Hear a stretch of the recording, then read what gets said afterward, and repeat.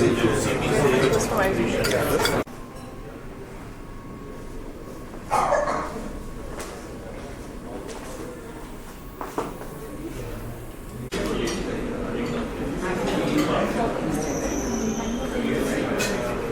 good morning, everyone. I hope you had a good breakfast and had a chance to network with your peers. We'll just wait another 30 seconds for anyone else to join us in the room. Okay, fine, you're saving costs, but then are you also, enhancing the HR processes or the policies or the outcomes that are getting generated because of those HR processes? So that is now becoming more frequently the question that's being raised in the boardrooms. And lastly, the third shift is about workforce itself. A lot of focus is now shifting towards gig work, for example. How is that impacting our industries and our organizations? Would love to hear all of your thoughts about that. So, like I said, this session is going to be about all of you, about all the experience you bring with you. Opening the floor to all of you now. This is the opening question. So we have a few questions that we've curated along with the People Matters. We'll be sharing those questions with you at the right time, but this is the first one. So when organizations talk about ROI today, for example, your organizations, what are the outcomes that actually matter the most in your, in your views? So over to you.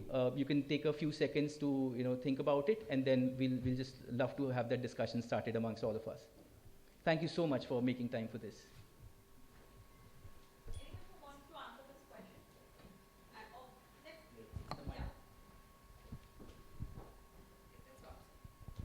Hello. Yeah. So first of all, Aman, you said that CEOs and CFOs are asking ROI question to most of the HR leaders.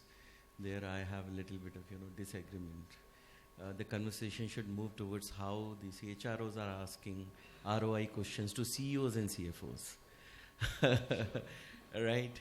So yeah, that's the transformation. So for me, definitely when it comes to transformation, so transformation is not any recent phenomena because I have been in the industry for 30 years. And when I joined the industry 30 years back, since then I'm every day, every year, every month listening transformation.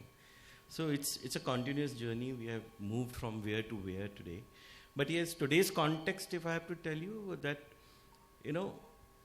it's very important for HR people to understand, the business levers first.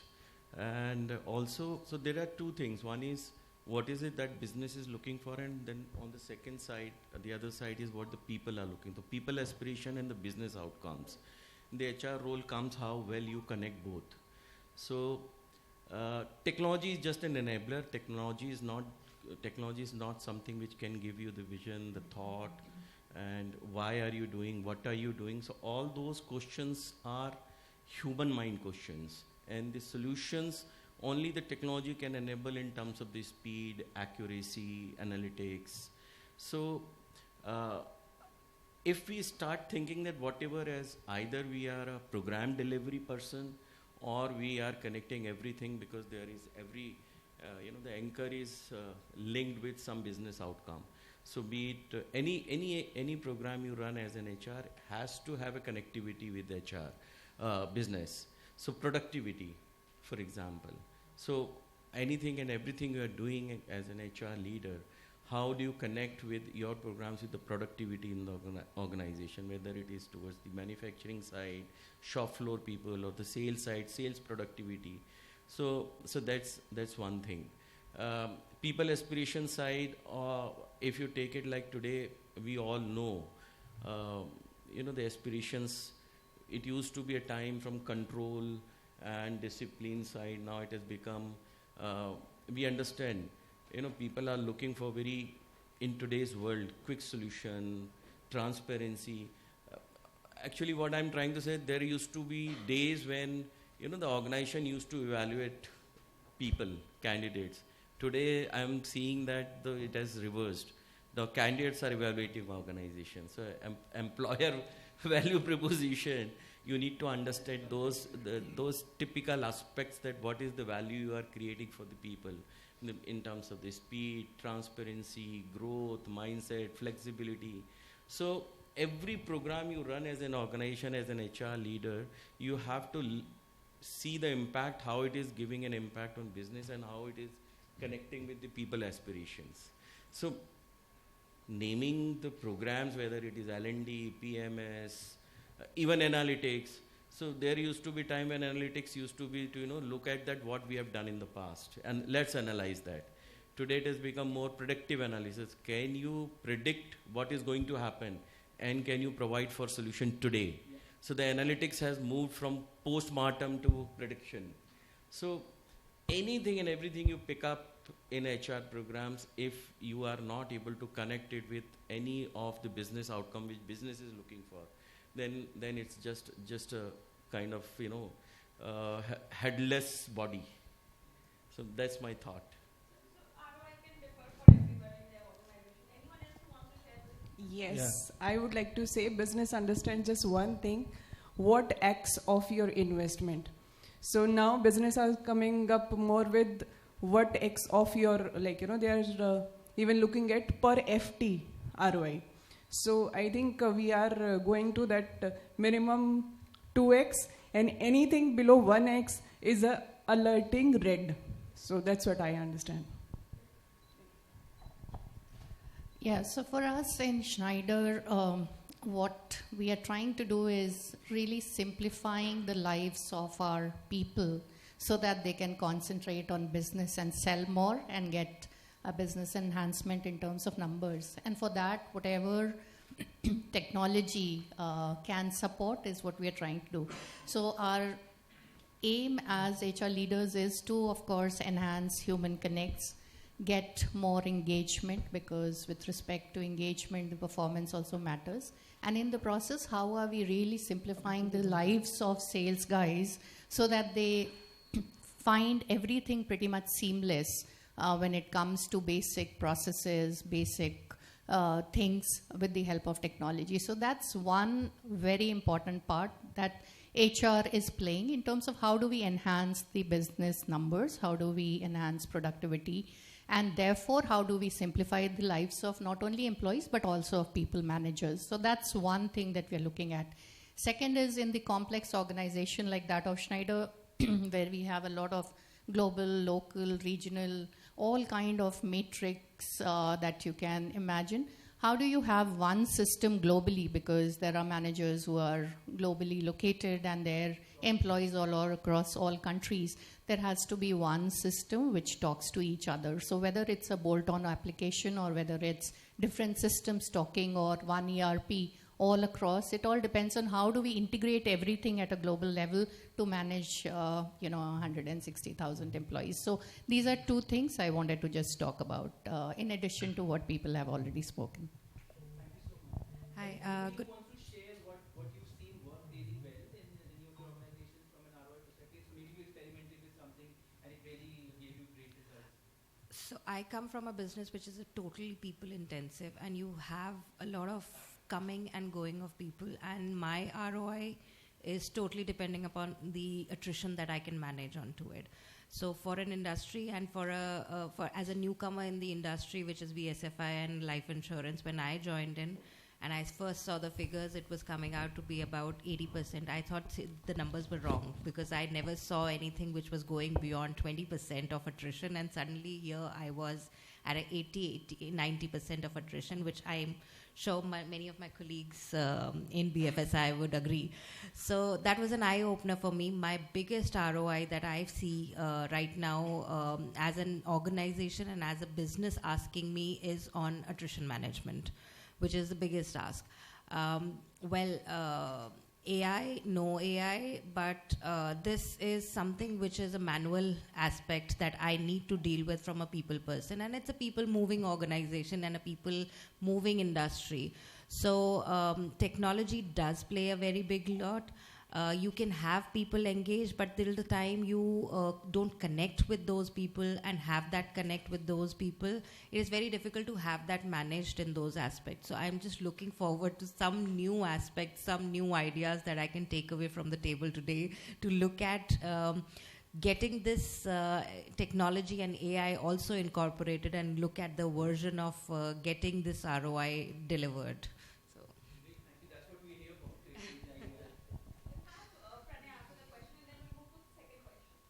Okay, thank you so much, first of all, and for this opportunity. I think the question which was put up in front of us was, what is something as an ROI which is the business is asking. Actually, I agree with Palash when he said that not the business should ask the CHRO, but actually we are a part of it.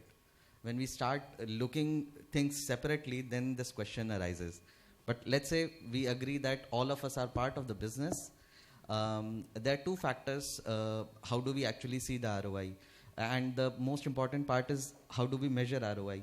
So in my perspective, I think there are two ways in which we can measure the ROI. One is, how do we ensure that problem solving is happening? I think Praveen spoke about it. And second is on the execution excellence.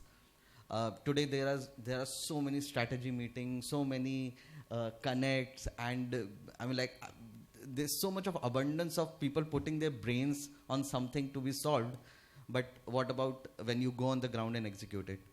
So when someone asks from HR, I think there are two things which we need to solve. One is, how do people actually solve problems which are on the ground, and when they find a solution, how do they actually execute it well? And as an HR, I take the onus of trying to help this problem by building skills. And second, I think for me, behaviors are most important.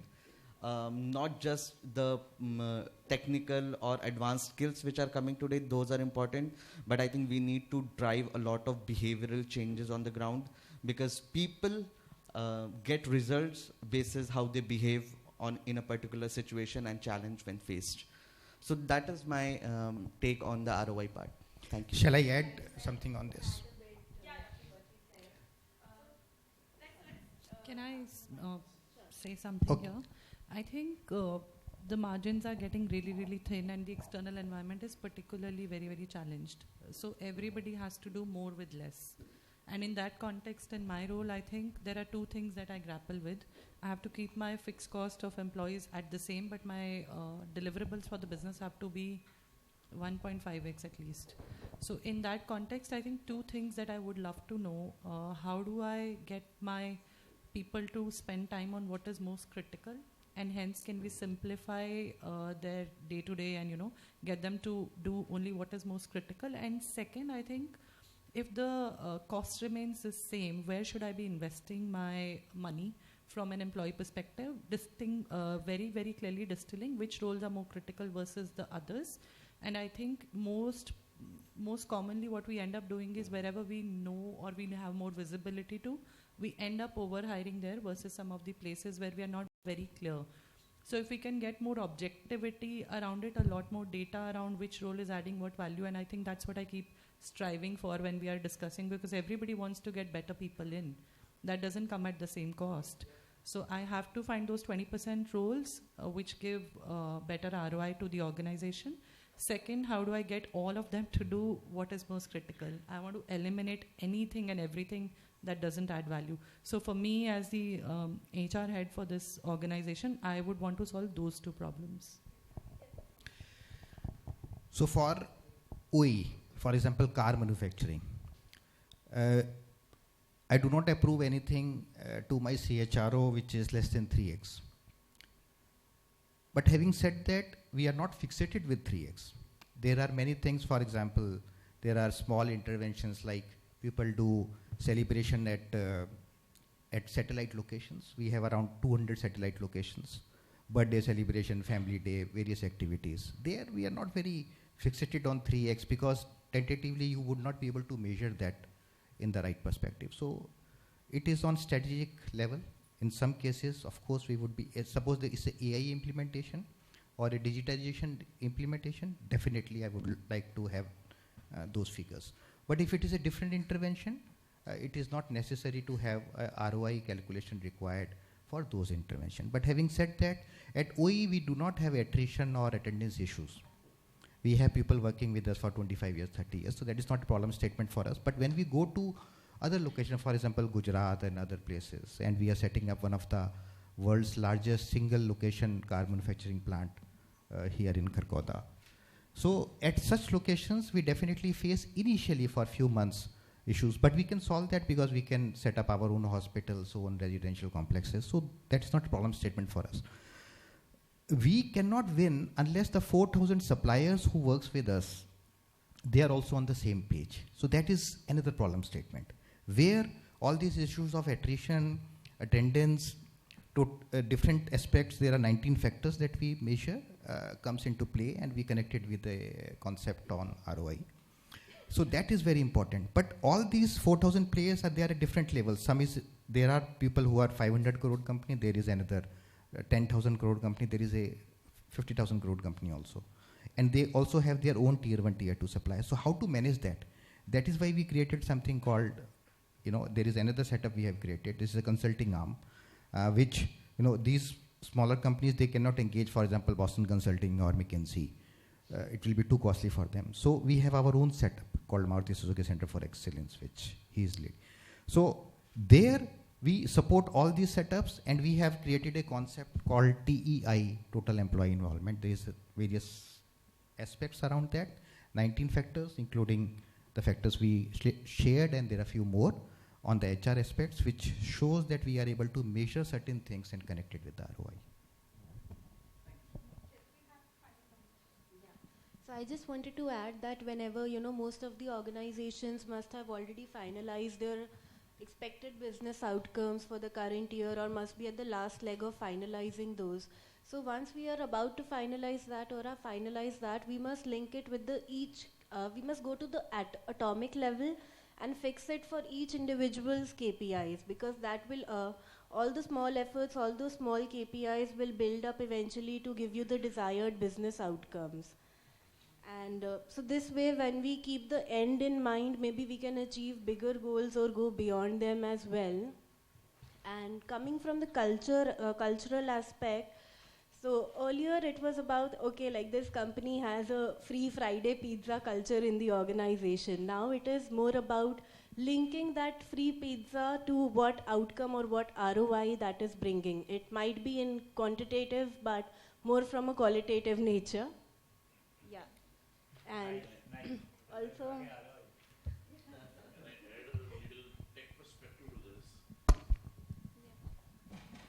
to summarize, very nice ideas from various perspectives. So, see, earlier the era was of data collection and summarization.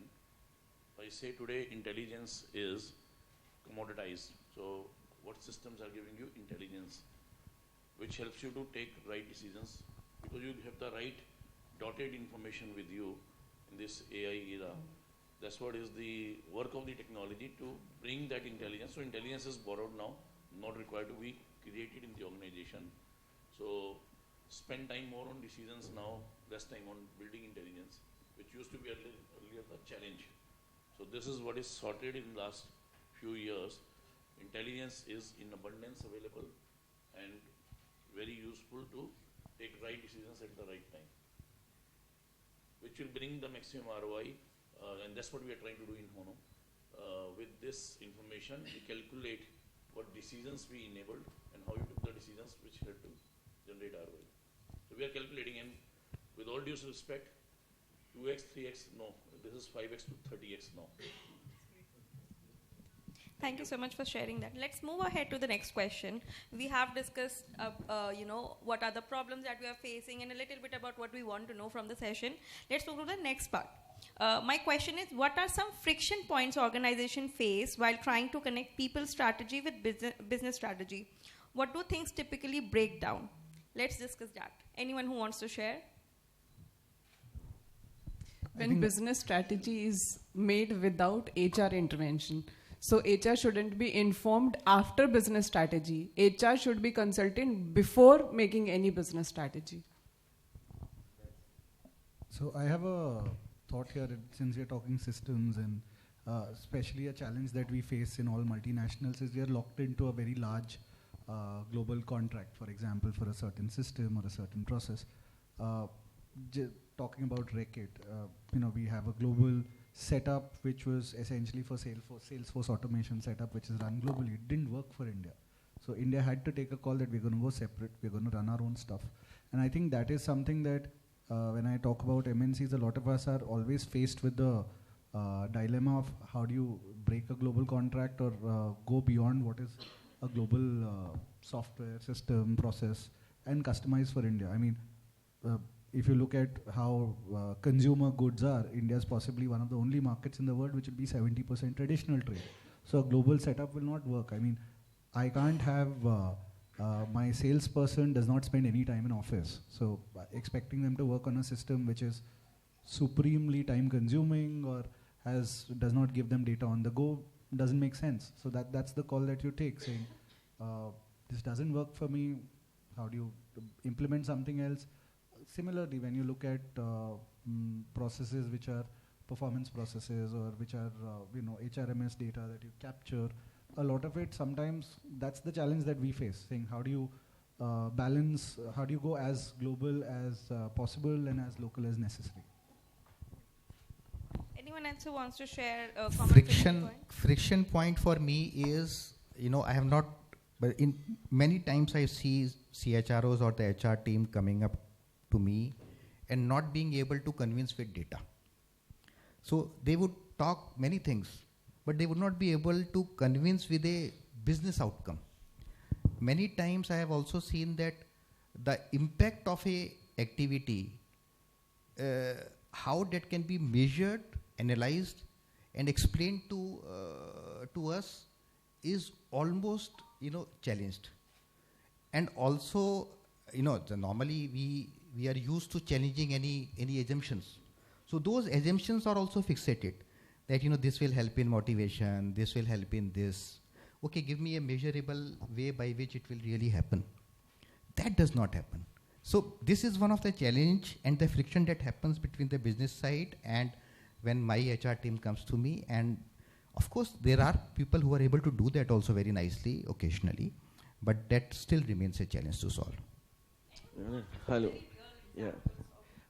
Doctor, because as a response to the earlier question also and this question also, are you quoting, because I think you have been with Maruti for very long, 17, 18 years you said, if I'm correct.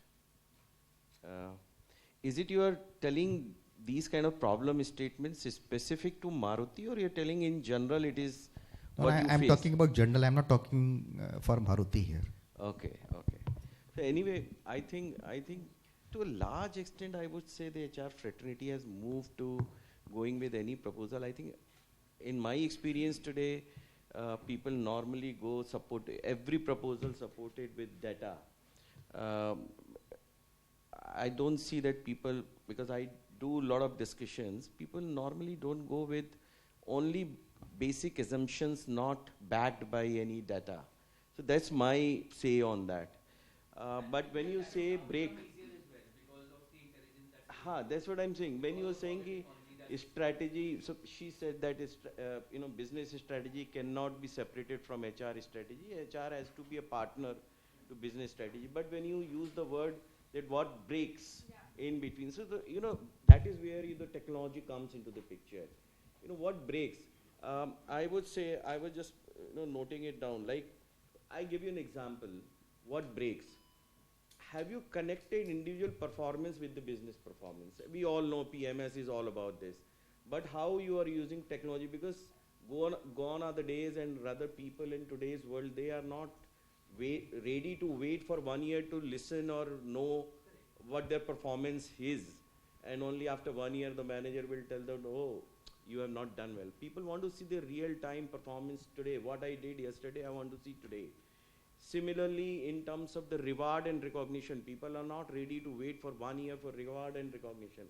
That is where also the technology. So, those gap point or breakup point, technology can fill. Communication, how well you are communicating and connecting with the people.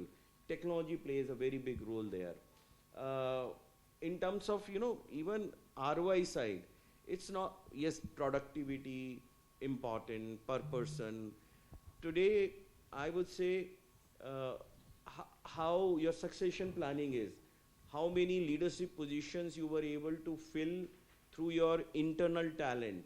So is your organization in itself is a talent source, talent market for yourself. So the outcomes are how many products you were able to launch in last 1 year, and how your internal team supported the product launch, how much time did you take in product launch, how quickly you were able to respond to the market. So all these parameters are being checked from the human side also.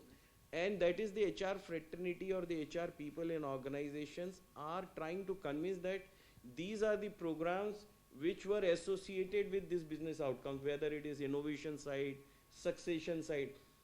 I remember the days when, the training calendar for a year. Today, nobody wants to, and can you actually sustain the same training calendar made in April till the March next year? Every month you have to prepare a new training calendar. So agility has become important. That is where the technology actually becomes very handy and very important. So that is what my say is that largely I would say HR fraternity, HR people have moved in that direction. And technology is supporting them well. I think. Let's hear from Anurag. Yeah, hi. So coming to the question which you posed, like what is the friction which HR and generally business face? So what I think that now business does not expect HR to have the regular matrices like cost reduction or the earlier engagement scores or like that. What they want from HR is what the interventions which you are doing have certain business impact. And the general friction what we face that when we have to go to the business just asks for the data. And if you are, if the major questions for the HR is like whenever you are doing any engagement activities or you are doing introducing any new training programs or interventions, so what impact does it measuring? So business will ask for that. And unless we have a system or we have a dashboard or something, we have whether it is a workforce analytics dashboard or a engagement linked to productivity dashboard, we cannot convince the business that whatever the HR is doing is supporting the business. It is enhancing the productivity. So that's the friction comes when the HR has to speak with the data. We have to come with the figures that whatever which we are doing is impacting the business directly. So that's what. Yeah. So the question of friction, there is no friction. The reality is friction happens when they are working in tandem. They're not even working in tandem. They are metaphorically and literally. The business guy is taking business decision, people guy is taking people decision, are sitting in separate rooms, right? They're not talking. When you say that how do you connect it, a very simple thing is communication. A very simple thing is flow of information. A very simple thing is how do we connect them together. And as the lady said and Palashji said, which is at the time of creating that strategy, right, the people who are taking the decision either on a people strategy or business strategy should be in the same room, should be talking on the same system, should be looking at the same information and then taking decision. And that is what will help organizations. Thanks. Yeah. I think taking a cue from what Monica said and what Palashji said, the approach of one brush paints all, with this ever-changing context in the world now that the world is changing so fast, even every organization realizes that agility is the name of the game. Most of the businesses here are more people-centric, customer outcome-driven, and hence, how do we leverage technology to have our training interventions? I mean, I may not need a stakeholder management training, for example, if my skill set is better than somebody else, but somebody else may need it. But if the training programs are common across, how do we measure the skill gaps? How do we leverage technology in that? How do we implement micro-learnings? How do we then increase productivity? R&R programs or promotions or sales targets, people need data now on the go rather than logging in onto the system. There were times when people had to go to the office, log into a PC, come back again and see how their performance is maybe after a week, 10 days, or maybe on the same day. But how do I see it on my device? How do I leverage technology there? What are the intelligent measures that companies are deploying? What are the data modeling activities that who will be the person who will be, be more productive? What are the demographics of people? So I think the world is evolving really, really fast, and organizations are doing their bit in terms of how they are leveraging technologies. And of course, the breakage points are when agility is missing, the communication is missing, and of course, the mindset of customizing it now for the employee workforce is missing. That is where the breakage points usually occur. Yeah. So I was just saying one thing. I think very well said by all of you. But the main point is that patience. What is more, having a friction. That's what I understand that. Why I'm saying, because everybody has a knowledge, on the phone, or everybody has a knowledge of everything. So now you don't need an expertise of saying that, okay, he will answer or she will answer, then only you can, act upon it. So basically the patience is the key, and when patience comes, so definitely you have to, give the right information in the right perspective. And when you give right perspective, which means you need a right platform to, align these, information to be flow in the right manner. So I think when people because if you get information later on also, once the damage is done, then there's no point of having that, So I think friction is the patience. That's what I believe so. Well, there is one more aspect to that, we call it as a business partnering. There is a word which is called as business partnering. That what is that term means? The person who's leading the people strategy should understand the business. Now that is where the gap comes when the business leader thinks that this person who's managing my people strategy does not knows the business. That's the exactly place where the friction happens, because it's not today we are not sitting in a world where one size fits all. If I have worked with some other company and I ran a very good intervention, I implement it same in my company also, current company, and it gets successful. That's not the case. It is. Every company have their own business deliverables, business levers, and we have to actually think what is successful, what can be successful in my current business, as well as the culture that I am currently living in. Because maybe I have changed my organization, but again, with the changing of the organization, I have also changed the culture, the thought process, the legacy of the organization. So if I think in that sense as an HR manager, and I make my intervention in that sense, that will be very useful. I'll give you an example. I was working with Reliance Group, Reliance Jio. So there the business impact was basically to have a business continuity, right? To make sure to have that business continuity, they developed so good systems and processes. We used to use a term that the systems are foolproof and foolproof. So anybody is working in that company, there will be very less chances that the person will make a mistake, because they are handling very critical processes. Now, in my current organization where I'm currently working in SRF Limited, the base is not that big, but what is more critical here is my intellectual property. So I have to take care that, it's fine. The processes, if they are not that foolproof, it's fine. But I have to see how can I retain that person who's actually having that intellectual property, intellectual rights, and that know-how, and how can I retain that? How can I hedge that person so that that person does not goes away? Because if that person goes away from my organization, I'll lose business. So that is where if an HR I can give those solutions to the business, definitely there can be less friction.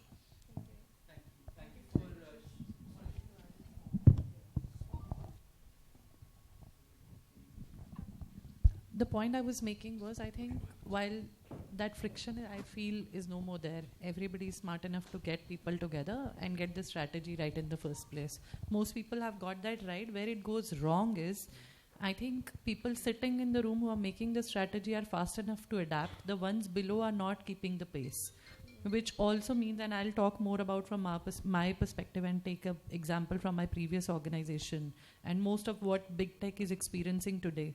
I think everybody over-invested in AI, tools, use cases, all of that. But talking closer home to my last organization, Microsoft India, I felt that we fell short in delivering to the numbers we could have, because we didn't have people who could actually go and pitch those use cases or make those use cases more relevant. Consumption is not happening. There's availability of tools more than we may ever need, perhaps.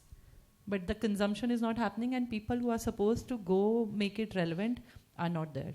So I take full accountability of that in that role. I think where I could have done better. Perhaps the strategy was super clear. We had to find people who could do it better, and maybe we needed more industry experts than people who are good at tech. So that's a very smallish example I quoted. I think strategy to execution and getting the organization to pace up with that strategy change is super critical. And the heavy word of workforce transformation, which may mean either change people, upskill people or whatever, that time frame has really reduced. And if we don't keep pace with that, then we are left behind. Yeah, and just to add here, like as all of you pointed out that I think the word friction is no more relevant in most of the places. Maybe 10, 12 years ago that might have been a discussion. And luckily I've been part of 2 organizations like Jubilant currently and Bharti Airtel before this. I learned a basic fundamental that there is a team which faces the customer. Everyone else is the other team which has to solve problems for the people who are facing the customer. Now the moment you put that lens on, I doubt there's any friction between business and you. Like today while I'm leading the HR transformation, almost more than half of my time goes into how do we solve issues for the front line, the workforce, which is serving all of us. If you need a pizza in 30 minutes. So we link everything to that if I'm doing something, how will it impact that? And that's how we define our processes internally and externally also. So that's where, like Shweta is mentioning, a lot of chats happen, be it in the business pocket or the HR pocket.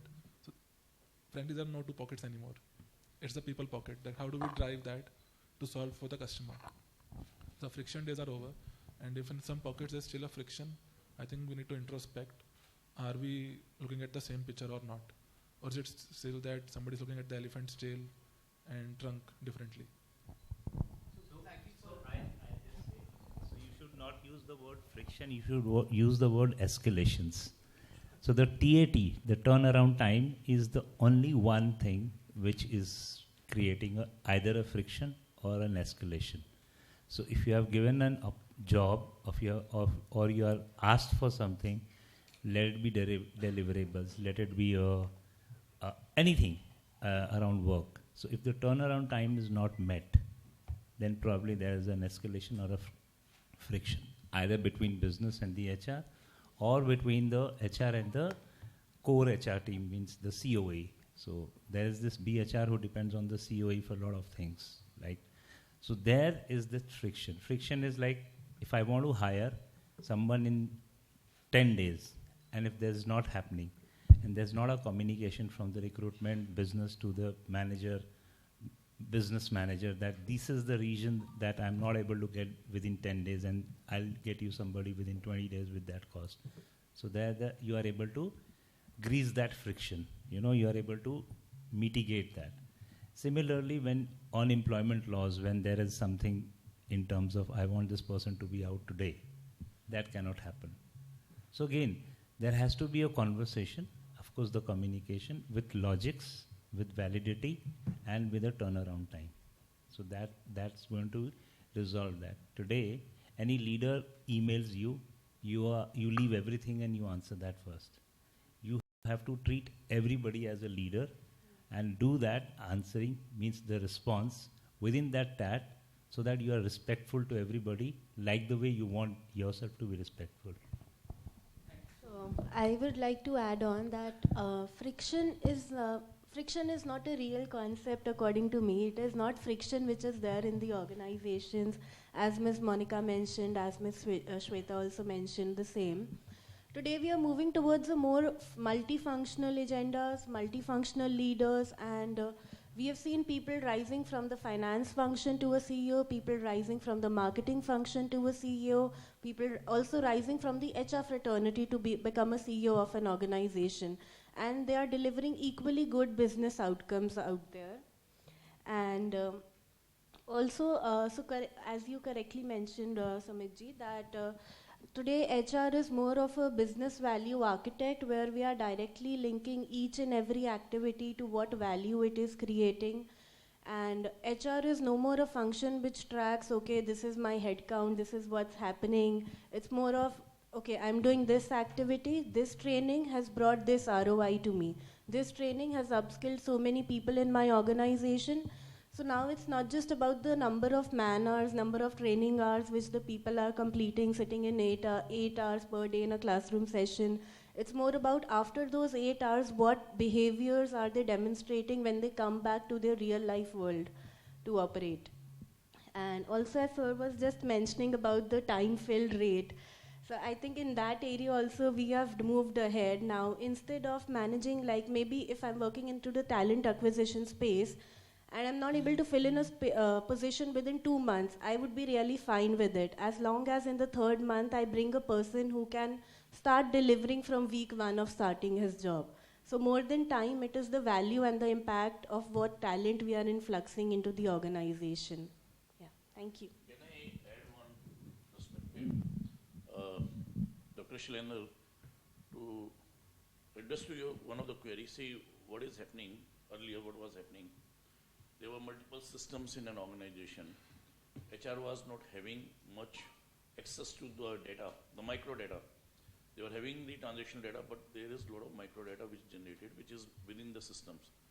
Today, using Model Context Protocol, which is MCP, all the systems are interconnected with the micro data. Now, when you write just a prompt, HR can generate the information which a business leader was having. It was vacuum of information which was not enabling HR earlier to take the right decisions and participate in business decision making, which is now very well, it is there. So all these systems talk to each other on the fly, even if they are separate systems. And a human resource system, because everywhere is people. So you can ask, I'll give you an example, that if I say, tell me how many employees didn't meet their production target yesterday and why? That why answer. And how many didn't do come from the production systems. Maybe there was a machine breakdown. Maybe their skills are not up to mark. And you can tell immediately, upgrade the skills of these people in this particular area, and then HR can go and do it. Earlier, this information was not available. It was dependent on the manufacturing shop floor guys to tell them, these guys need training. They were acting like a support hand. But now, information tells them, these are 5 things you need to do with this person or with this department, which then they can act better. So this is what is changing. The intelligence coming, the action is quick, and intelligence comes from all the connected systems using MCP and effortless. Just with one query, you can get the right information what I need to do. And even I wear this device, it tells me you didn't sleep yesterday properly. Today you take in between 2 hours break. You'll be productive. So it is helping me to be productive and health conscious every minute. If I sleep proper, it says you can work 12 hours today based on your pattern. This is what is required. I'll just take this very interesting point forward. Sorry, just a minute. I mean, what you just mentioned, if intelligence is available, so HR also has an intelligence, that's why that function exists in the organization. So if that information is available, say to Mr. Singh, for example, who runs a business, then what would be the need for that HR person? Because, I mean, he can do that himself, right? He has access to the information. He can put a prompt and he can get that information.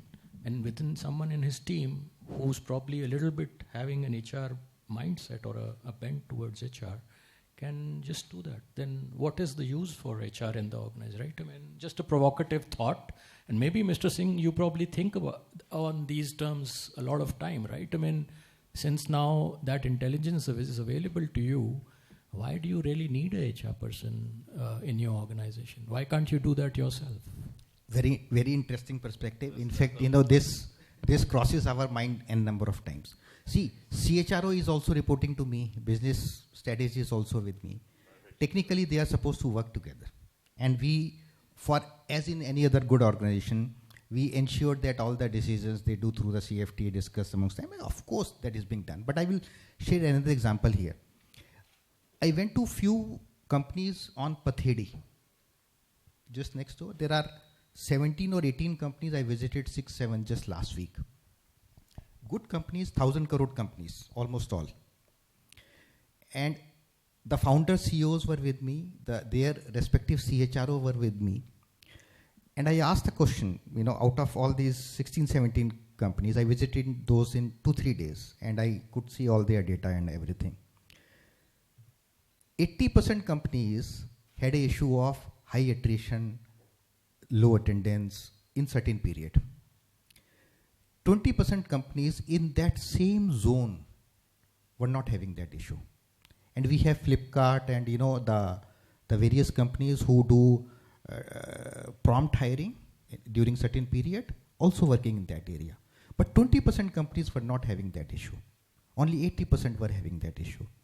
And I asked the companies there, the CEO founder was there, the CHRO was there, why you are having a problem, and just next door you have another company, they don't have a problem. And all of them have good IT systems, good HR systems. These are not normal average companies, pretty good companies with 10, 12, 20 plants across the country, in Europe also.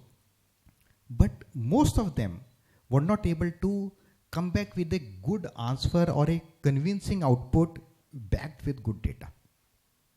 The 20% people. Same thing I did in South Bangalore. There are around 400 companies there. And we did a ground study there, almost similar results. So when I talk to the CEOs there, the thought that you just shared definitely crosses the mind. And therefore, a different type of new age intervention is required now, and it needs to be explored. I'll answer your point. See, like manufacturing head is important. HR is very strategic activity for people management, skill development, internal mobilities, putting people to the right job, analyzing their input, output, all that. Like any other function is important, HR is also having a responsibility to manage people and grow people in the organization and build a culture. It can't be done by a founder or a CEO or by anybody else. It's a specialized activity with a specialized department and function, as other functions are there. The work of the CEO is to consolidate everything, manage the P&L, and grow the business. And everybody plays their role. What is missing is always the information. If information is rightfully available at the right time, a reasonable person can act on it. The important is time to act. You need to be very speed. You need to work at a speed. So I was talking to the finance controller of Air India. Why you are having 22,000 crore losses and Indigo has 10,000 crore profit? He said, there's time to act. No problem, which we don't have. So this is the critical with the information. If your time to act matches, you can turn around the situation and make a profit out of it. I mean, I definitely understand where you're coming from as far as the function's criticality is concerned and the strategic nature of that function is concerned. I mean, not denying that, but I'm putting myself in Mr. Singh's shoes and looking at his day-to-day, thought process that may be coming to his mind once in a while, that yes, I need a bunch of strategic people who focus on these critical areas, right? I mean, they may be, a few people who don't get involved in operational issues at all, because operations I can handle myself within my own team. I need that group, which is, say, people who are focusing on strategy, putting, say, good policies in place, maybe defining strategy as far as the tech for the organization concerned. Once those things are in place, then basically, his team can run the show. He doesn't need, people on the ground for doing things doing leave management for his team or doing stuff like that. And why I'm quoting this example is the startups that are coming up nowadays, they don't have a HR function. A HR function only comes into play once the organization reaches a certain level, right? Before that, I don't know how many people you have in HR in your own organization, right? That's an example to quote that. No, I'm saying how many people do HR in HONO? I'm asking that question. No, it is, okay, I'll just tell you. The first department I set up in HONO while creating the organization was HR. Okay. For the product. Right. Because if you don't have the right set of people, and you can't manage them, you can't grow the No. Little did I realize on a Thursday morning, we'll have to justify our jobs instead of contributing to the discussion.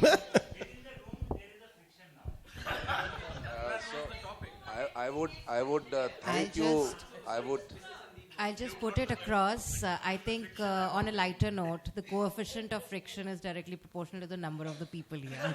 So. Let me give you a very diverse kind of a view, and I don't know how much you will agree to that, but I would like to thank you for giving this, daring, all the HR people and saying why they are existing. I tell you, the few things have changed, last few years, and the expectation from HR, and it's not HR. I'm saying, if everything is so, connected manufacturing, why do you need a manufacturing guy? Operator can do that. I think every function has a purpose, and with the time, purpose of that function also changes, right? So you can name anything to that.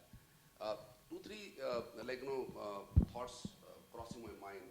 One is, the data or the information has been democratized now. Any small or big company would have some of the other system, whether it's a HONO or PeopleSoft or SuccessFactors or anyone.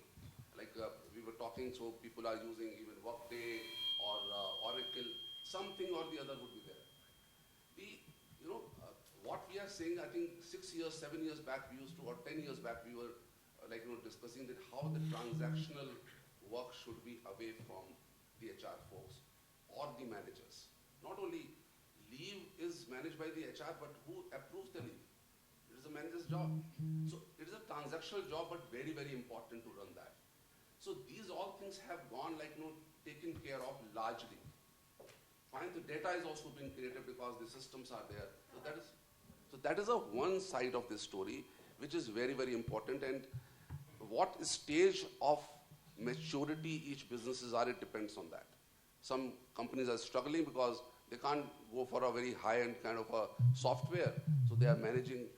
And there might be few left-out companies, those who are even managing their day-to-day affairs with Excels. Might be. But now the softwares have come, they can pull the data from Excel, can give you intelligent information. So that is the one side, and I strongly feel that transactional job, the basic work of HR should go away. And not only HR, the sales team, the production team, with the AI and agentic and the kind of a thing, everything is going away very fast. I was in a conference, we were interacting with the McKinsey people. They had a large team, back-end team who were doing the preparation, presentations and all. 40-50% people, they have gone, I think 1 year back. So things are changing very, very rapidly. It's not that, this is creating value. My point is you are low value to high value. And on a HR role, it's called creative destruction. That's what they call in a nice way. Yeah. You can name it. I think that the discussion. And let me tell you, So I feel you can name it anything. It's not important. What is happening? Let's move ahead to the next. So one thing I'm saying now our role is becoming, now the people are asking, how are you adding value to create a talent capability? Are you ready for future? So there would be people who will be running the business. You need intelligence systems and all. But if you have a 3-year, 5-year plan, as the market is moving and so much of disruption, are we focusing and the systems are helping us create a talent capability, innovation and all those things? I think the two spectrums, there's no one answer, I would say. It's my view. Thank you, Sandeep. So we'll move on to the next question. Now, of course, it has become very clear that technology obviously is playing a very critical role, whether it's to ensure agility, whether it's to ensure governance and control, whether it's to ensure availability of the right business intelligence to HR and, of course, other departments as well. Now, because we are almost at the mid of 2026 now, AI, of course, has become one of the hottest topics that even HR has to really focus on. From an AI perspective, what is your view on how valuable it is? Is it really helping you enable some use cases? For example, we heard from ma'am here that in Microsoft, a lot of AI use cases were being deployed, but then the execution layer wasn't able to keep up well enough with that deployment of AI. is that also, your experience from your organizations, or do you think, enough is being done and everything is good and we are moving in the right direction? So happy to hear your thoughts, please. Yeah, I think I'll take it up. I'll answer your question in two parts. One is the implementation and two is the impact of it. So we are a 25,000 employee workforce now in Axis Max Life with 2 lakh plus crores of assets under management. Now, insurance underwriting is one of the most important jobs. Customer service is another one. Handling emails, people walking into the branches. So we started with the AI journey somewhere in 2024. We now have a dedicated team of AI professionals within the organization, some 60 of them, and we are expanding. Underwriting, as you would understand, there is a policy that comes from a customer who applies. There are people who are qualified to do underwriting job.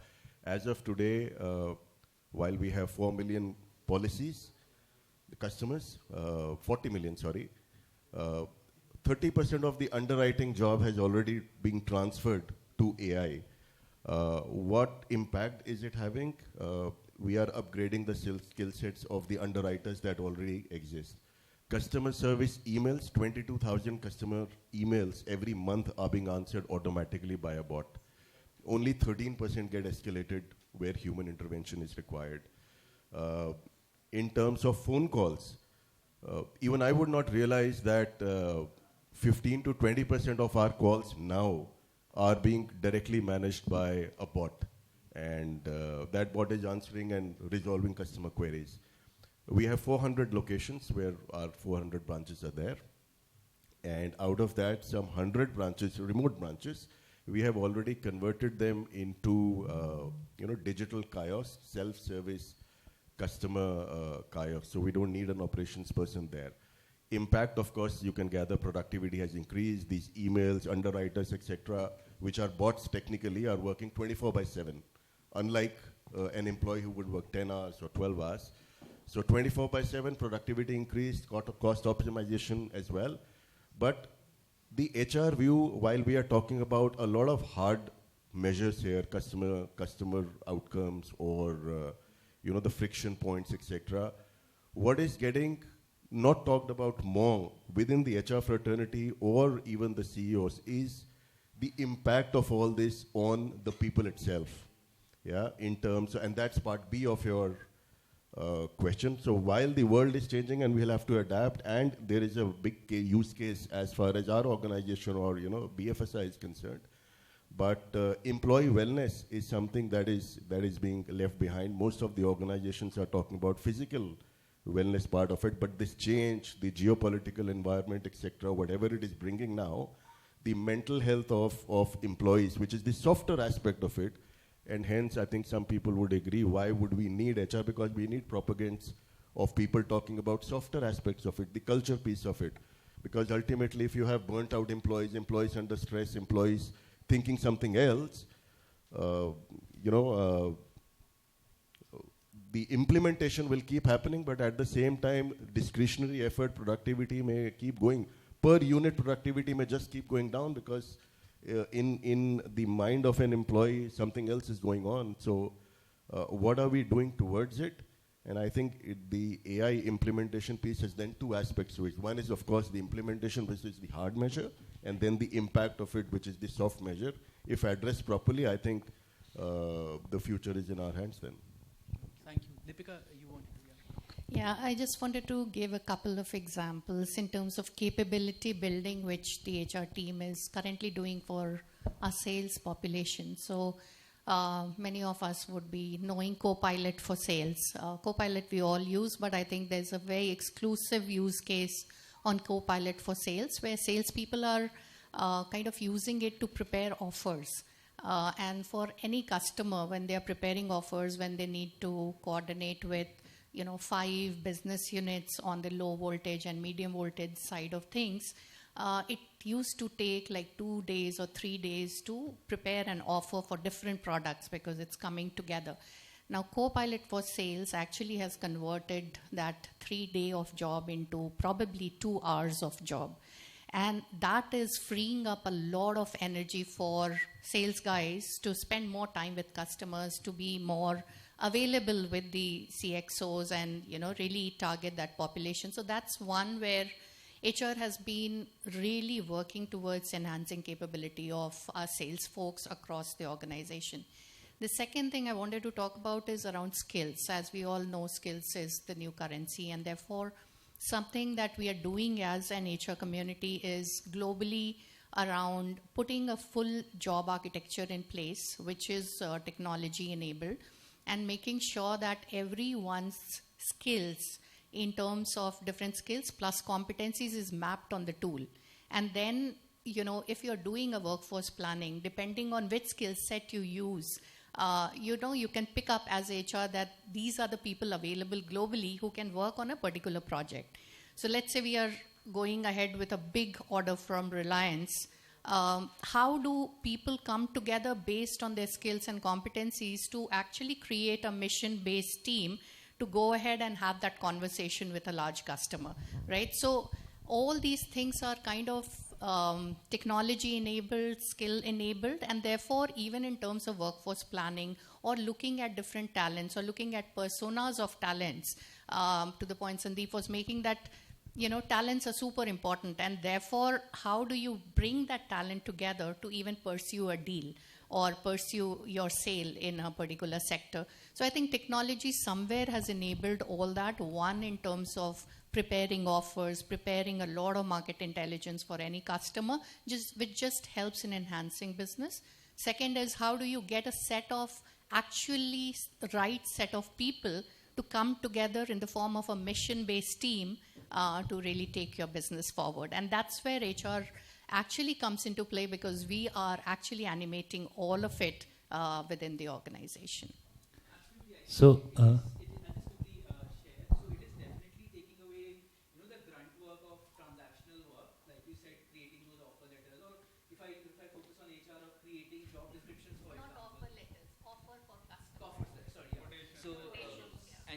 and then if I focus on HR, then generating job descriptions, great job descriptions, for example, so that time is freed up and those people can actually focus on the more meaningful activities, like for sales, having those in-person connects and those relationship building moments with customers, right? And the same can be said about HR people as well, and across all departments and all roles. But if we focus on HR processes, then digitization, especially using AI, what has your experience been like? So I'll talk about EXL, what we are doing now. So we have a lot of policies, which are global policies and India policies, HR policies, right? So what we have done is that we have created a employee wiki. So all policies which are there in the organization from HR related, they have now been mapped with employee wiki. And all my population in India, around 48,000 people, they can go on the employee wiki, which is in the internal intranet, the company's internet, and the communication page which is there, which we call it Planet EXL. And they can go there and they can ask any question on the employee wiki, and that wiki will answer everything and also take you to that policy. So you don't need to go and search the policy. So it becomes easier for all the employees. That's one part of the change which we have done. And now we have, I think, penetrated around, we started with 20%, 30%. Today we are at 90% of consumption, and every month we pull out report. The second thing is the employee relations wiki. So employee relations wiki is more for managers, band level, and for my BHRs. So that's again talks about the employee relations perspective, means employer and employee relations, what are those grievances or issues or concerns, and how do you. Then there is another set of wiki which we have created around investigation. What all should be there, what all formats are there, what are consequence management, what are show cause, what are all those. So this is one part of for HR, which I'm talking. Globally, what we also have done is that there are two set of people in an organization. One who are already playing with AI, and the other who are non-AI. Non-AI means who are still learning, who experimenting. They know about Copilot, but they exactly do not know how the Copilot will work in the deeper part of the Copilot. You have a lot of other ways also. So what we are doing is that we have created some curriculum for them, and where we say that AI in HR. So it's a 4 months course, every quarter, every 15 days, there's one session by somebody external. So what they do, they teach you AI in HR. Now AI in finance, AI in sales, AI in marketing, and similarly those courses which are curated basis some inputs from outside and by the capability team. What we are doing is that we are changing the mindset of people that why AI is now important. And this people is the mass people at the lower hierarchy, because when you talk about band A and B, they are the 80% people in the organization who need to be moved, from where they are to what we as an organization expect from them in terms of. And then there are other set of people who are already on the agentic AI in terms of deliverables and all, which through the clients and all, that's already at the next level where we have. So these are few things which we are doing at EXL so that all the population across the country, and we call EXL, if you go to the site, it is called Data and AI-led Organization, and we are right now, of course, we have made a mark in the global, environment, and that's how we are progressing. Because so that's the way, hand in hand, we are moving people, uplifting them, upskilling them, so that they feel that there's a need of the hour is to upskill myself. So that's the ownership which we are creating among the people. Hi, We recently also conducted this exercise where we were setting up those training sessions for our employees so that they can adopt AI much quicker and move on, elevate themselves from experimentation to actually using it meaningfully. What has your experience been like? Sorry, we'll just take. Yeah, so I just like to add that at RenewBuy, we've been using AI and implemented different bots and AI systems across almost all departments, including if I talk about HR, it's recruitment, employee pulse checking, where we know in very well advance that who are the employees sitting at fence, and we need to really understand their concerns. And even the employee services, like, bot, nobody has to really reach out HR help desk, so that bot is addressing all of this, including the tech team, which is using AI extensively to write different codes, even design team, okay, and the ops or the backend team. And the another thing that we are working upon is trying to figure out a solution for the sales people, where we want to understand who are the people who are performing and what really makes them perform. What set of people or what set of, maybe their background or their skill set, competency or something that making them win. And then there are people who are not being able to perform the way we want and why it's not, and what really we can do, or do some hand holding, or what can really enhance their performance. So that's what we are working upon. So in case anybody has any suggestion. Yeah, I can say that a few things. I'm from Panacea Biotech, and since we are dealing with, it's all our guys in the field are meeting with doctors. And when you are meeting with the doctors, definitely doctors has the more knowledge from the guy, when it comes to the people or the medicine point of view. So when anything comes in then doctor is asking the questions, and if you don't have an answer at that point of time, so definitely it will be backfire, and doctor will not give more than 10 seconds in the clinic to the guy. So he has to answer everything before get into the clinics. So what we have done with the help of AI, we have in-house built a system called GAIN, okay, where we have created all the policies and process related to whether if you want to have a knowledge on your any product or an HR piece or finance or anything, so we have created a role based. So in the system, again, you have to just prompt like that, okay, I want to talk to my manager. Then automatically the manager picture will show, and then system will say that, okay, you ask the questions. Then the person will ask the questions, and then bot will answer. So that's how we have solved the problem of our medical representative, because it was a very Herculean task, because the kind of environment changing today, and a lot of studies are coming. So we were facing challenge in terms of how to educate our medical representative, because who are scattered in all across India. So now whatever the studies coming, we are just flashing through that bot, and people will get 3-4 questions on that and answers accordingly, and then they can move forward. So that's what one of the good thing we have done as a Can I share? Thank you so much, and it is really overwhelming to hear so many use cases within the group. And but to answer the question which is there on the usage of AI, I think all of us, there's so many people working in different industries. So 3 things which are most important, which I feel, and I'm not going to talk about the use case, but I think what is important is one, the industry we operate, the nature of the job which is there.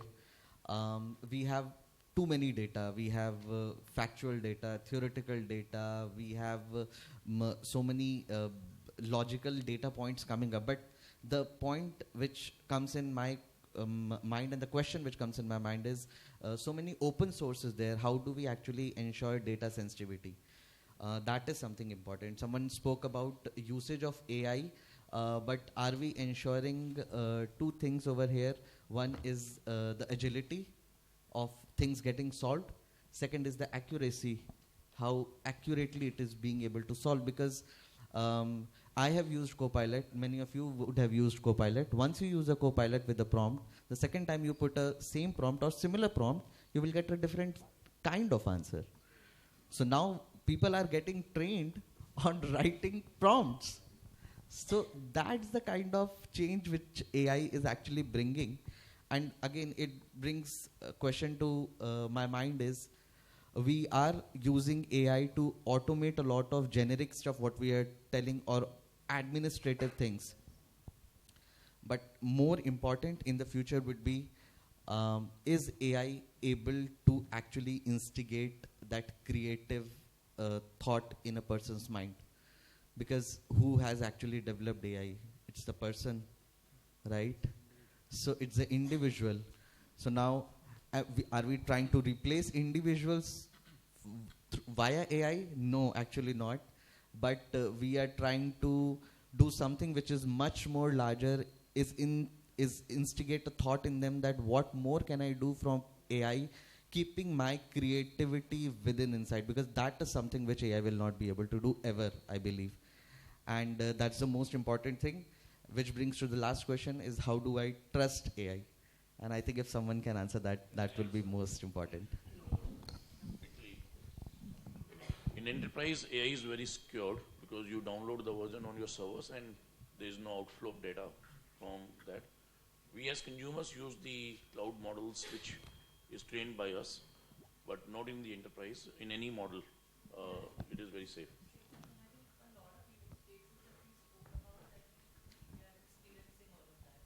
One place in HR, I think, where it will add a lot of value, but I don't know whether, at least I haven't seen. In TA, resumes parsing and all is a gone thing. I mean, people can do skill mapping and all of that. If I am a recruiter, if I'm a hiring manager, and if I'm going to interview 3 people, if the data, if the insights can be of an order which can prompt me specifically, given what I'm hiring for, who is most likely to be a better fit, and what should I go into?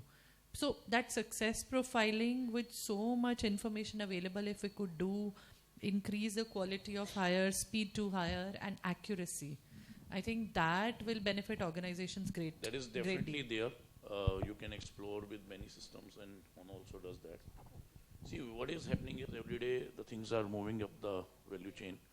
It is now no longer, see, all these JDs or resume parsing, etc., are being done with the available worldwide information which we have created over the last 25 years, which is polarized and used to give you the benefit. So whatever is textual is there, whatever is audio video is analyzed properly, and the models are very accurate these days. We use for coding, we use for debugging. In the evening it tells automatically, our AI tool, that these are the bugs today created in your software, repair it, and shall I go and repair it? It can do even up to that level. It is implementing solution as well. You load your policies and data, it implements for you without any human intervention, 99% accurate. So what is coming up now is, you can ask prompt based that, okay, tell me now with my organization data from all the systems, who are good performers and what kind of jobs I can give to them for their mobility purpose, where they add value to the organization. These are the things which are coming up now. It will analyze your data, benchmark with the global data, because it is having, Llama has its own data set. Every model has its own data set. It can compare and tell you these are the people. So now 9-box grid is gone, not required. Every micro data every day is analyzed and can tell you who was the top performer today and last 7 days and last 365 days. These are your heroes. And these are the jobs you can give to them. So this is what you need. So rather I'll say, use this to lift up your case. And while we're talking all over phones, they're listening and they're developing those models at the same time. So the machines are trained to develop these models by listening to what we're talking. So this is changing very fast. What is happening today will not be valid tomorrow. Tomorrow something new is coming up. Super bots are coming up. Super AI agents are coming up. And it is getting better and better. It is all about computing power and the available information worldwide, which is getting analyzed with the tokens and produced to you on the fly. This is what is AI. Sorry. Mughal, I mean, I agree with the point you are saying, and sorry for coming late, but I was trying to hear everything that was being said. In this particular question, again, nothing against anyone, but most of the examples that were taken and discussed are not AI. Okay, there is a general sense that AI is the fly and let's use AI. Most of the examples are basic machine learning, database management, knowledge management systems, getting APIs installed to have different types of tech work together, whether through a single provider or multiple providers. AI, if we say, and then we say that we have a solution of AI, which is job descriptions or skill mapping, that is not AI, that has been there for donkey's years. It hasn't changed. Now, the biggest problem, of course, which Shweta also mentioned, is the one, how do we get people to acknowledge, adopt, accept, and then utilize? Before that, we need to know what is AI.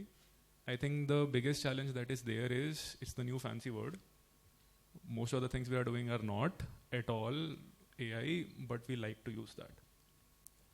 I think the acceptance, if we get to have that. It has to be so integrated into what I do that I don't feel that I'm learning anything new. Correct. It needs to add value to that degree. If I have to learn something to use Correct. a tool, then the tool is not good enough. Correct. So it's the same example. I was undergoing a training by Google on Gemini, and they had a very simple line that if you are putting something in Google, don't put that in Gemini.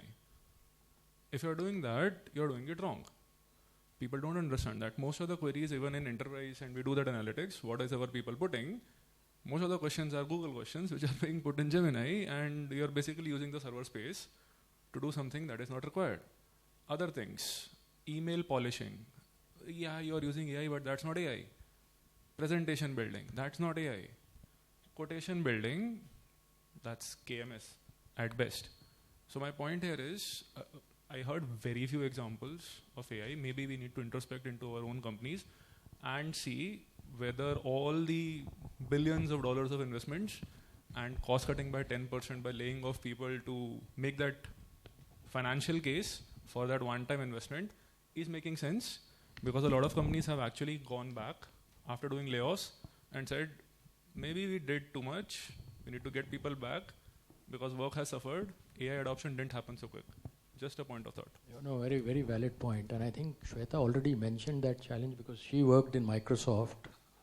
These are the people who produce these technologies, right? And what she mentioned was that they didn't have the right people to be able to share with their clients what that tool can offer to them. So she herself mentioned that. Like they knew the tool, they didn't know what that tool can do for them. Right.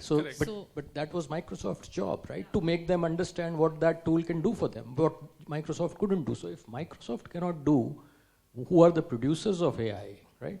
These new age applications. Then, I stand corrected. It's not like they didn't do. They are growing very well. They're doing very, very well.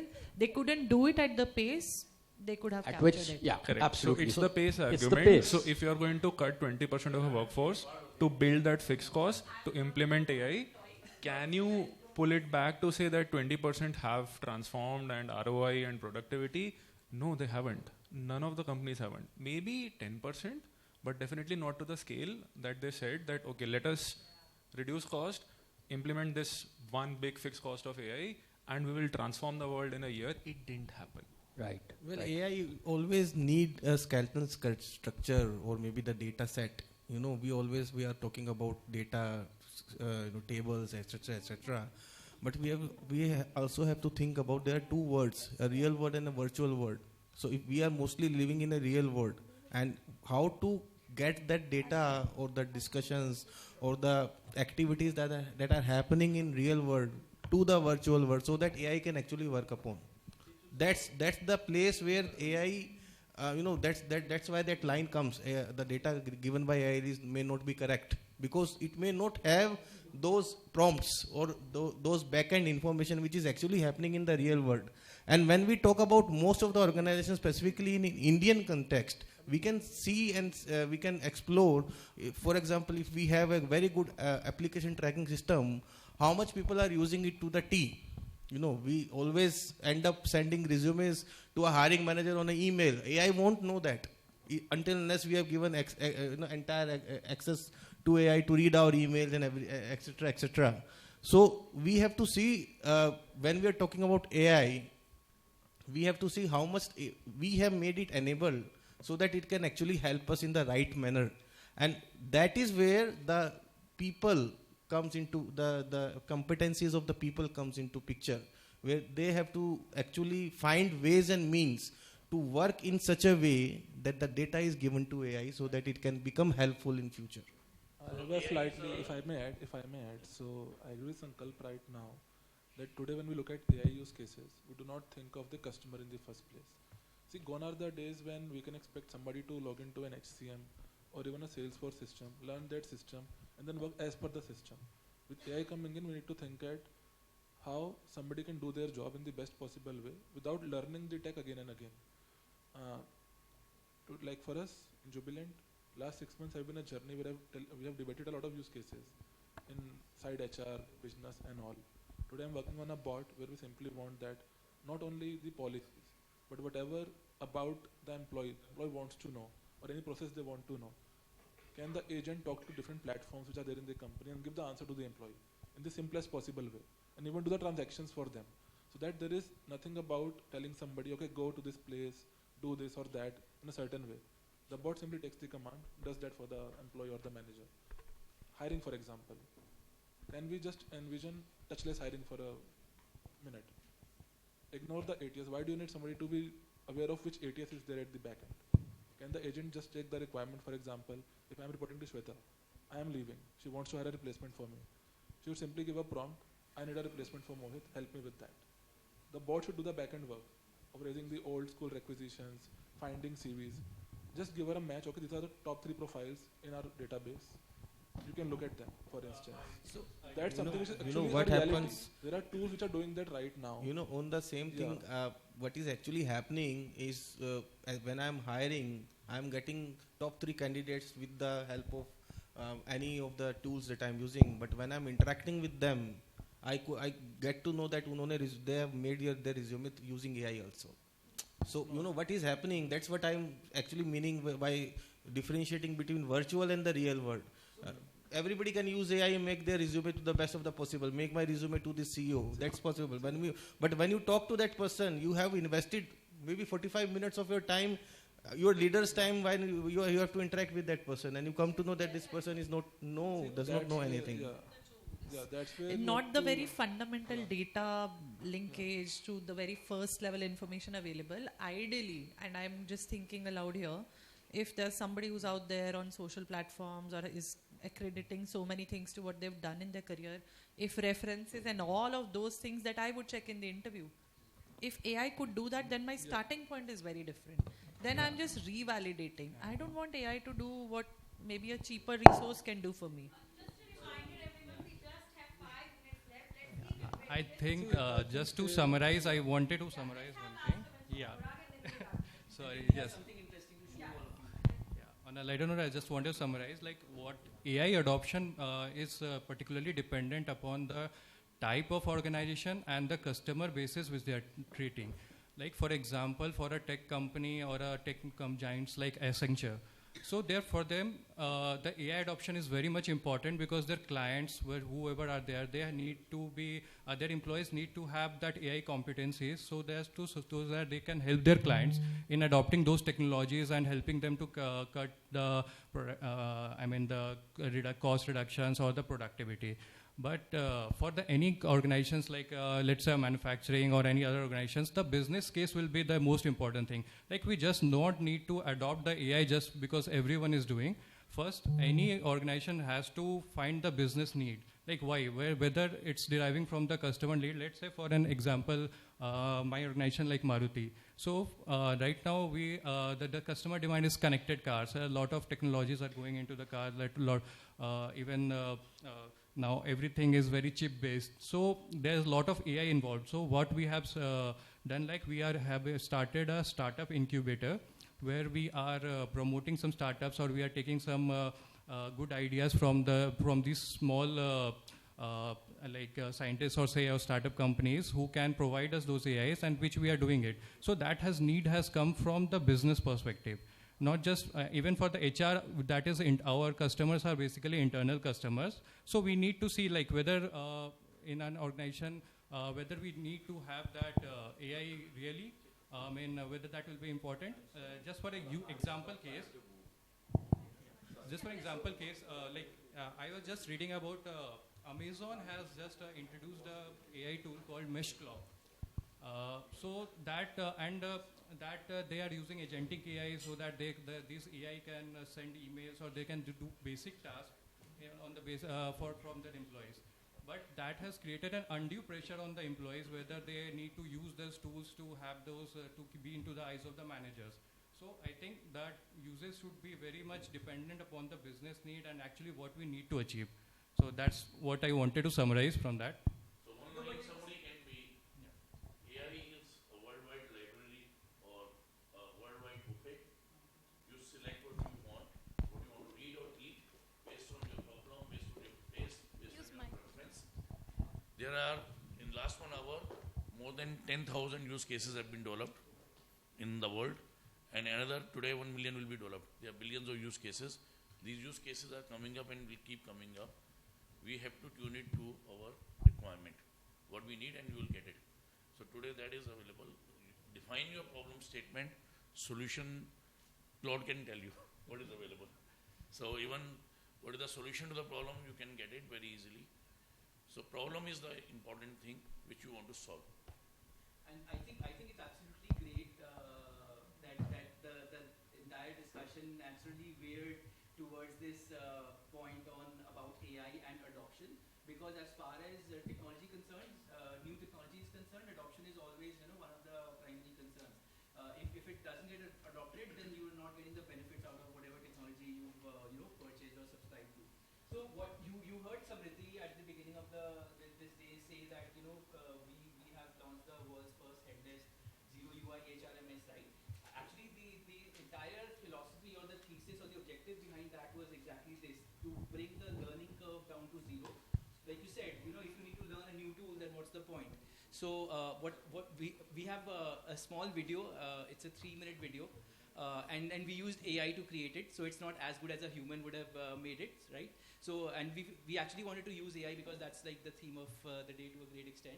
So I'll play it for you, and you will see how we are taking the entire navigation layer away. Introducing HONO.ai, your HR plugin built with Claude, the AI-powered HRMS assistant that replaces dashboards with conversations. Start your day with a simple question to your AI assistant. Watch the AI think, reason, and execute tools in real time. Execution trace shows exactly which tools were called and how long each took. Get structured results, approvals, attendance, celebrations, all in one response. Over 110 skills across 7 categories: leave, payroll, recruitment, and more. Type /commands for instant access to any tool. Switch roles seamlessly: employee, manager, HR admin, super admin. Upload company policies, handbooks, and guides to the AI knowledge base. Ask any policy question. AI answers with exact citations and page numbers. From maternity leave policies to expense guidelines, instant, accurate answers. Ask in Thai, Malay, Arabic. HONO.ai responds in your language. AGUI renders dynamic forms directly inside the chat. No navigation needed. Apply leave, submit claims, all without leaving the conversation. Pre-built agents for HR, payroll, leave, recruitment, and performance. Build custom agents with your own prompts, tools, and model choices. Paste any curl command. AI auto-converts it to an MCP tool instantly.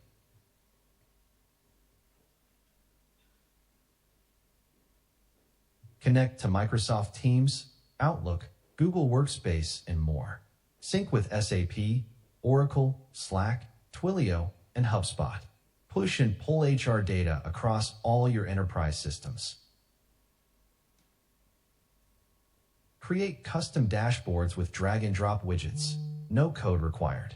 Headcount, attrition, leave utilization, real-time HR analytics. Built by anyone, HR, managers, or executives, visualized your way. Choose your AI model, Claude, GPT, 4o, Gemini, or self-hosted Alma. Long fuse-powered observability. Track every token, cost, and latency. Role-based access, complete audit trails, and OTP-secured rate limiting. HONO.ai, the future of HR is a conversation. Experience it today at HONO.ai. So with this, that entire learning curve just goes away. You spoke about the bot, right, and what it should be able to do. So this actually is Introducing HONO.ai. So we've now actually named it Era, and it doesn't even have to be this interface that you use, although it's just one screen where you just converse with the entire system.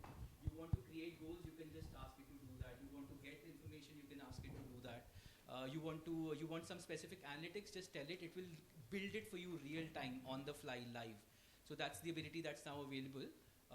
And to the point that was raised by some of you, there won't be any adoption challenge anymore with this in place. So we are replacing that traditional HRMS, which is navigation, scroll, go there, look at that, click. All that just goes away. Have a conversation and ask a question, and that's about it. So that's now available. Yeah. On the fly. So we can give you data from various systems with the analytics created by you. Thank you so much, Aman, for this. The HRMS anymore, so the backup system is not required, the platform is not required. It becomes a layer, it becomes an interface to all the systems. Edit layer. Yeah. So what happens, it's a parallel thing. It connects to all the systems. When you take data, for example, I want to know. But can it replace the HRMS? It is the HRMS replacement. It's a full HRMS with all the systems connected to give you meaningful insight. So we can remove all the different systems. I give you an example. Suppose you have a manufacturing system, a sales system, and HRMS system. Now you just put in that. Earlier you used to do in every system a separate query. How many people were absent in the month of April for more than 2 days is one example. Doesn't communicate anything. No, that is only the basis part. I'm talking about the basic platform. Will that be replaced or it will remain and be added layer also? So it can be both. It can replace, it can be an added layer also. So the backend will, I'll just take this one and add to that. The backend will of course be there, but it will be non-existent for any employee, any manager, any HOD, any CXO. For them, this is one screen where you can get anything, via which you can get anything done. The ecosystems available. Yeah. One can come as a layer and all of them. That's it. Give you the information from the processes. So it can become an insight layer, or it can become an HRMS also for you if you need one. So it is a dual purpose.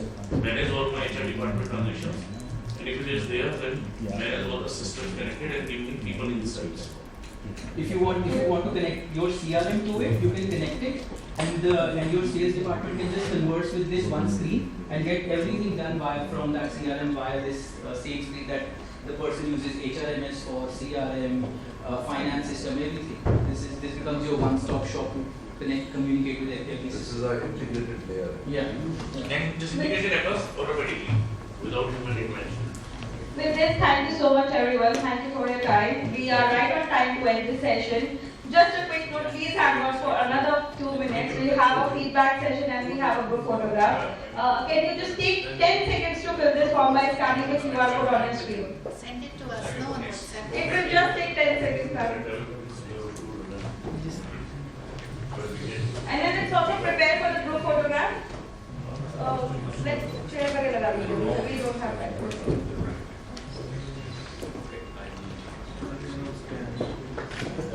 पता है पहले बुला लो बाद में breakfast कराओ नहीं पहले बुला लो 9 o'clock से सेशन कर लो 10 बजे खत्म फिर 10 बजे छोड़ 10 बजे वाइंड अप करके let people have breakfast or go. Let's have a quick group photograph. Please set up the group. Thank you so much everyone for being here. Thank you for sharing all your. See you guys again very soon. Thank you so much. Thank you so much. Thank you so much. Can we just come here for a minute for a picture?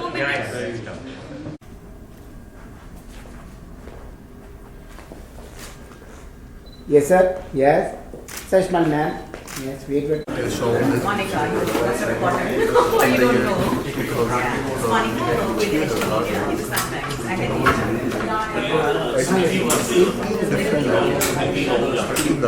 it's Bella's. Yes, sir. Sir, eyes open. Yeah, That's the long drive. Just give me some time. Thank you so much. Thank you so much. SRF member was providing my previous